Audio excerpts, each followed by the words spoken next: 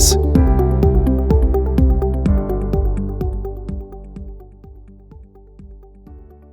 Manual handling injuries include sprains and strains, back injuries, soft tissue injuries to wrists, arms, shoulders, neck or legs, hernias, and chronic pain.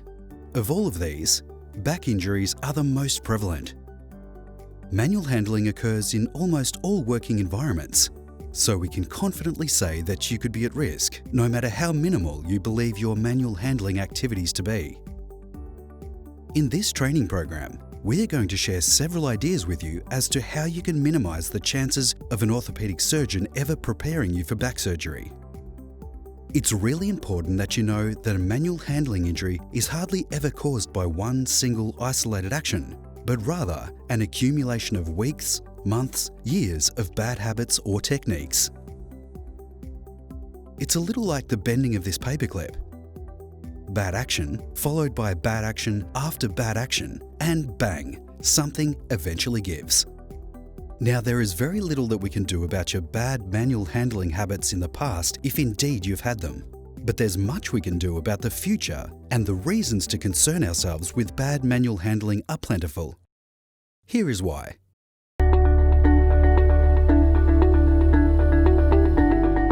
Physiology of the spine.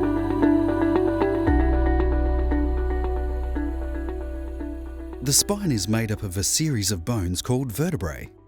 Between each of these vertebrae is a shock-absorbing structure called a disc, which is made up of two parts, the inner and an outer layer. The inner area is called a nucleus, which is roughly spherical in shape and filled with a semi-fluid jelly-like substance. Containing 88% water, this nucleus is kept intact and under pressure by several layers of strong fibres, which form the outer or peripheral part of the disc. The term slipped disc is actually a misnomer because each disc is attached firmly to the vertebrae above and below it. However, the disc may be damaged by the tearing of those outer layers of fibre. Without you feeling any pain, when pressure is exerted on the disc, the nucleus pushes out, and that pushing out effect creates tiny tears in the layers of fibre surrounding it. When that pressure becomes too great, it creates so many tears that a weak spot will form, causing the disc to bulge and in some cases, even rupture.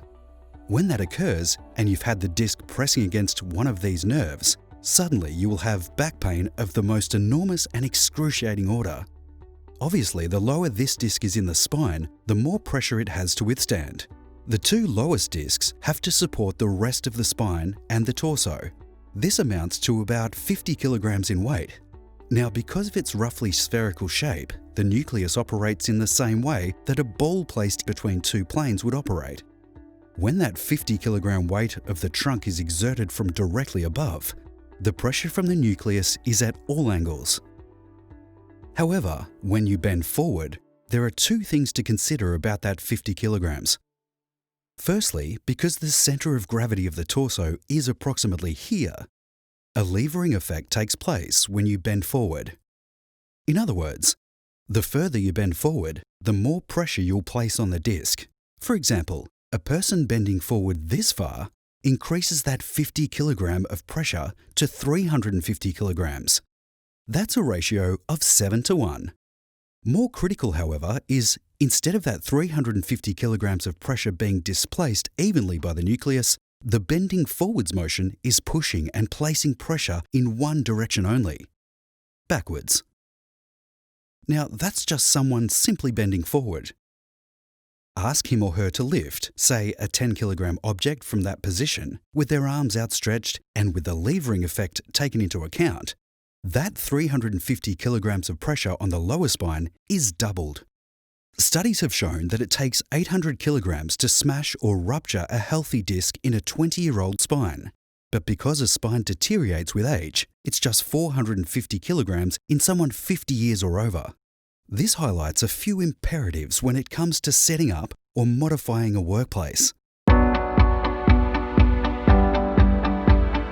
The risk assessment.